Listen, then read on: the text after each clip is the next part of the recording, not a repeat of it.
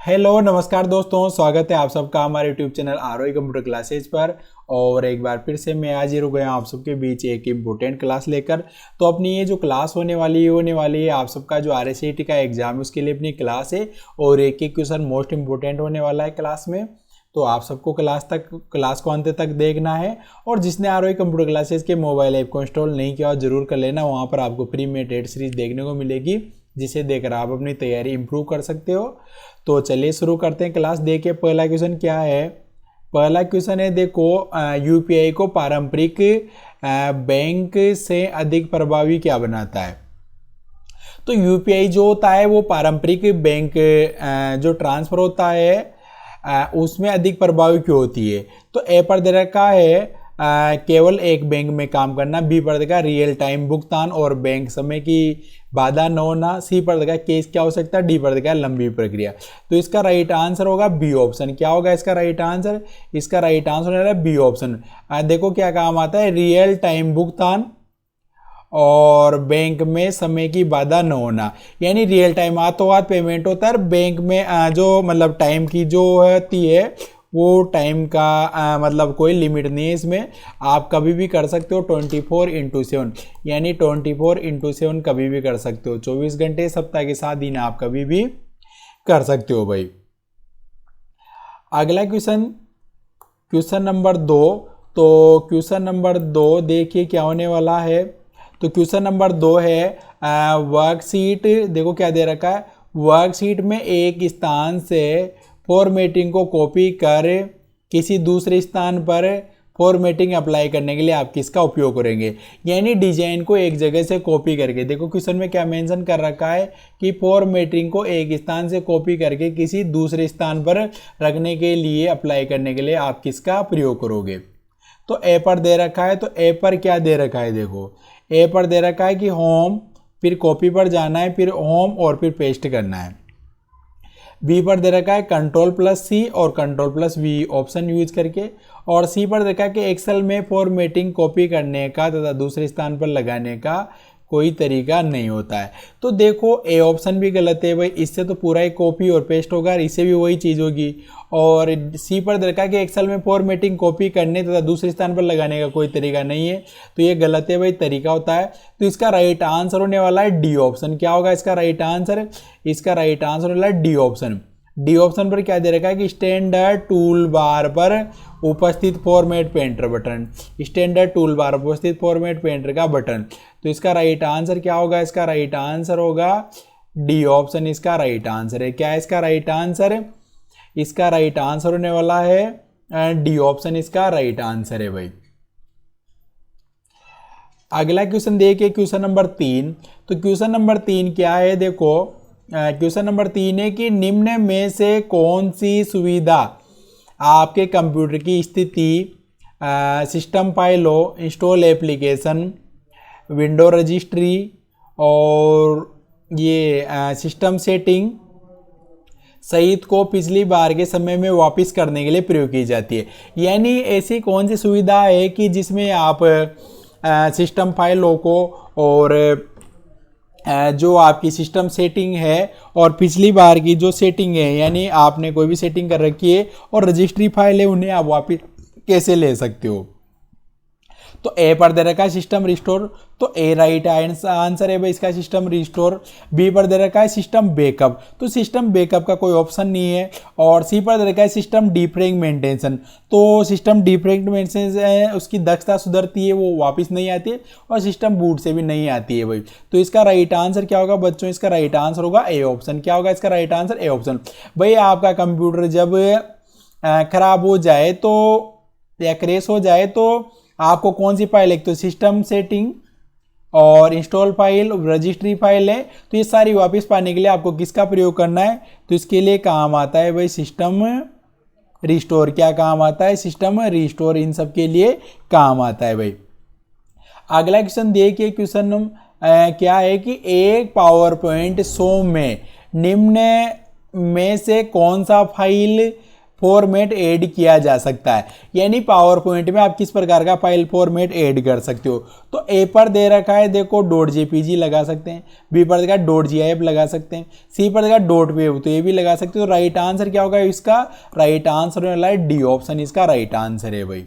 उपरोक्त सभी यानी .jpg फाइल लगा सकते हो आप, .gif लगा सकते हो, .wav भी लगा सकते हो। तो राइट आंसर क्या होगा, डी ऑप्शन भाई। अगला क्वेश्चन देखिए, जब एनालॉग सिग्नल को डिजिटल और डिजिटल को एनालॉग में बदला जाता है तब यह कार्य किस उपकरण द्वारा किया जाता है।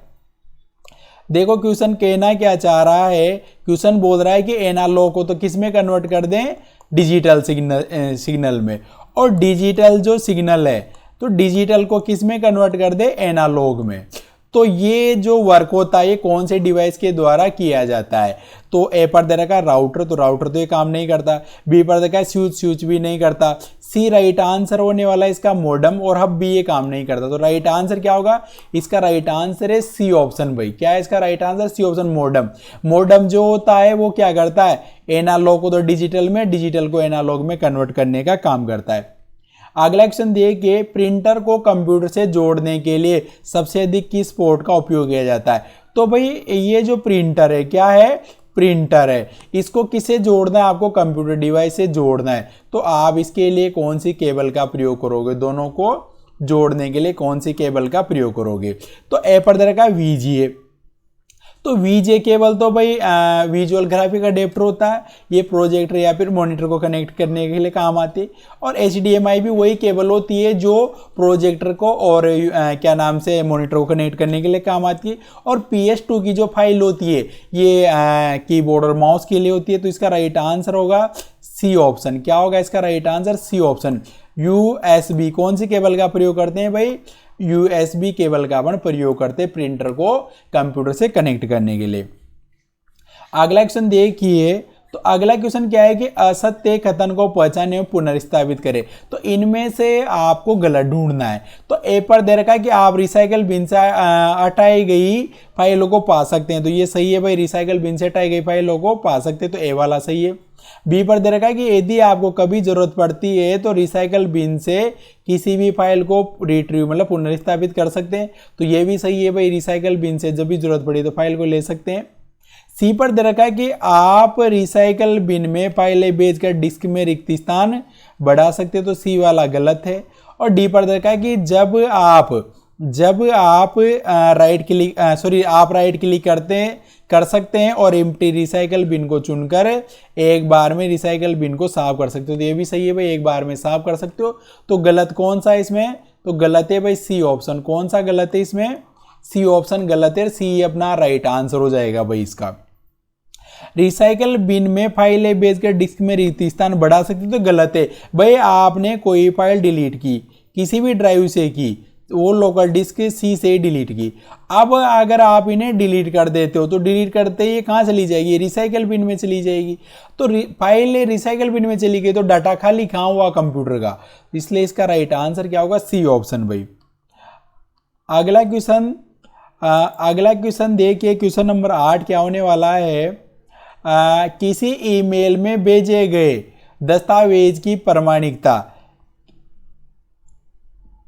देखो ये क्वेश्चन क्या है, किसी ईमेल में भेजे गए दस्तावेज की प्रमाणिकता और यह सुनिश्चित करना कि उसे रास्ते में बदला नहीं गया है, किस तरीके से, किस तकनीक से संभव है। यानी कोई डॉक्यूमेंट आपने किसी को भेजा, क्या किया आपने कोई भी डॉक्यूमेंट को भेजा किसी को, अब ईमेल के द्वारा भेजा है। अब आपको ये सुनिश्चित करना है कि ये डॉक्यूमेंट रास्ते में कहीं बदल नहीं जाए, कोई चेंज तो नहीं हो जाए। तो इसके लिए आप किस टेक्निक का उपयोग करोगे भाई। तो ए पर दे रखा एनक्रिप्शन, बी पर देखा डिजिटल हस्ताक्षर, सी पर देखा फायरवॉल, डी पर देखा एंटीवायरस।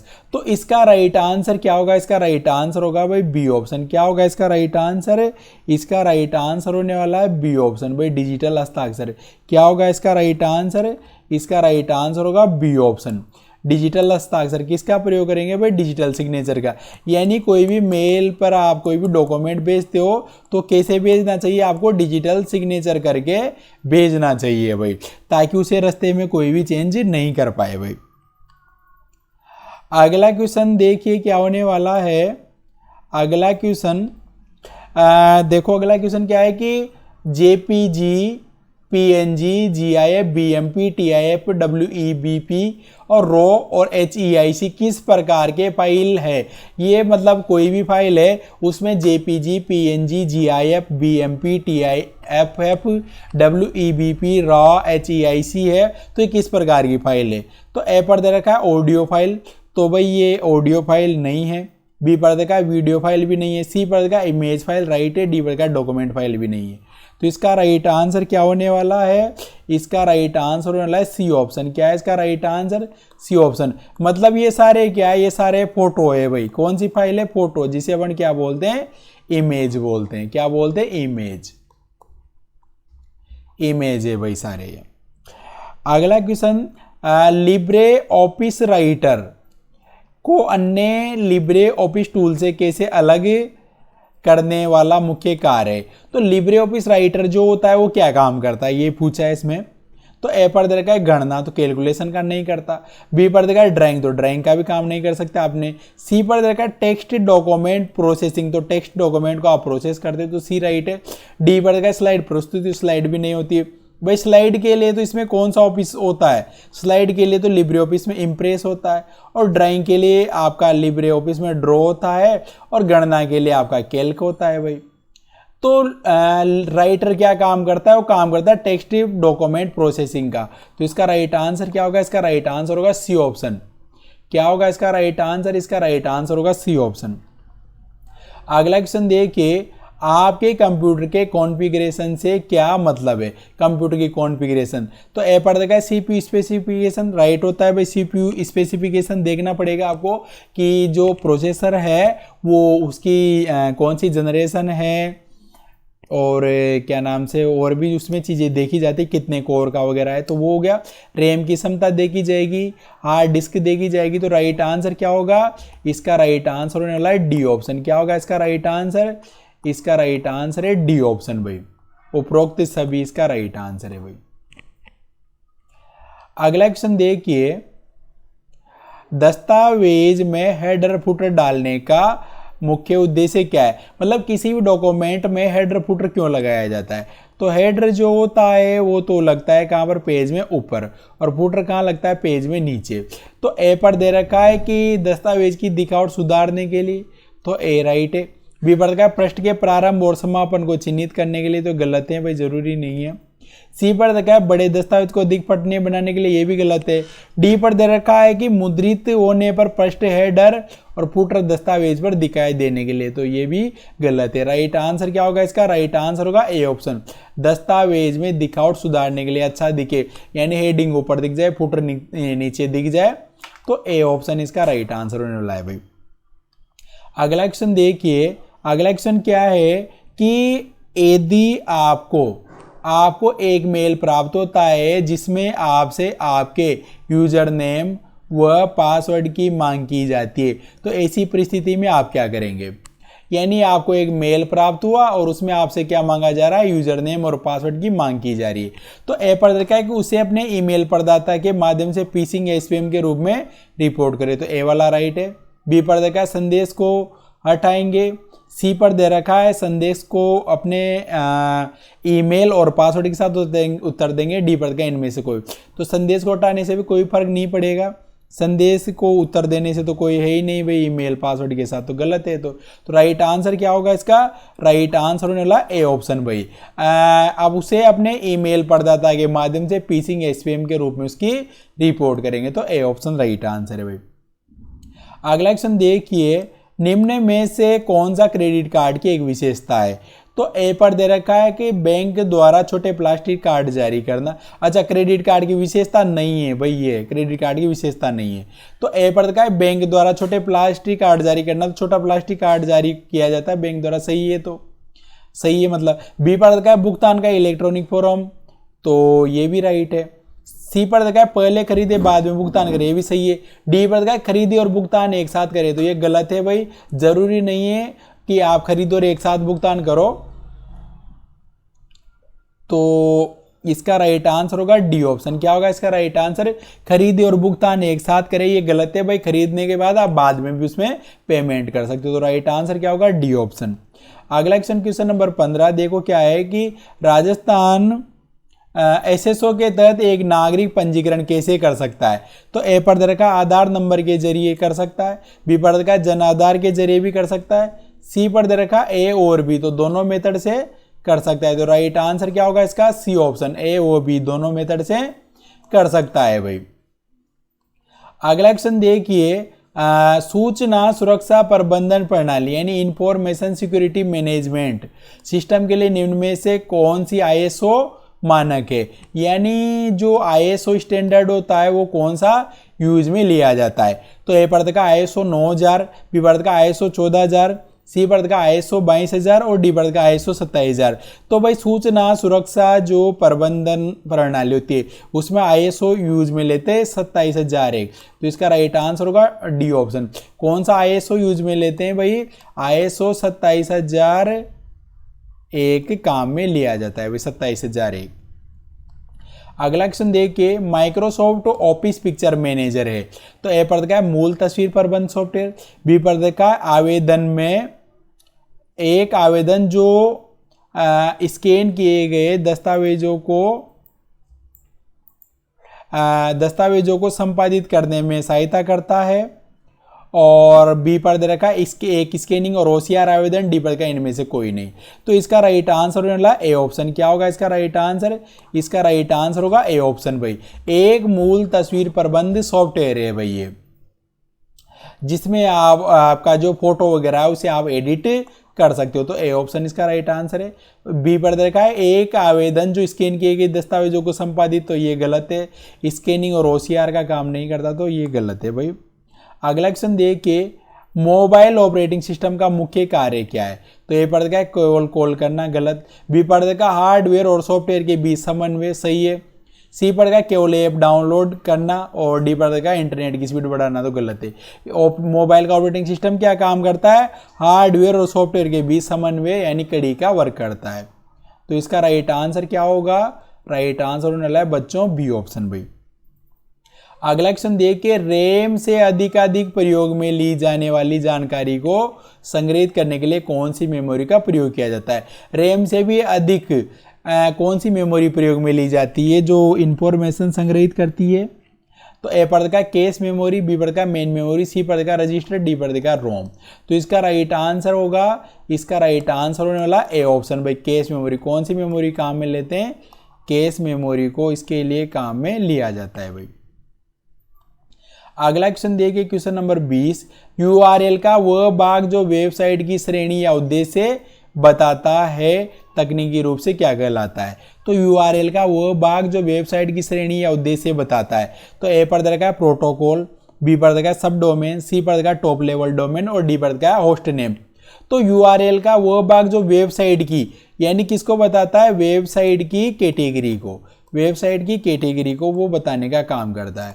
तो उससे क्या बोलते हैं? तो वेबसाइट की कैटेगरी कैसे? .com, .gov, .net, ऐसे .edu, तो ये अलग अलग कैटेगरी। तो इन्हें बोलते हैं टॉप लेवल डोमेन। क्या बोलते हैं?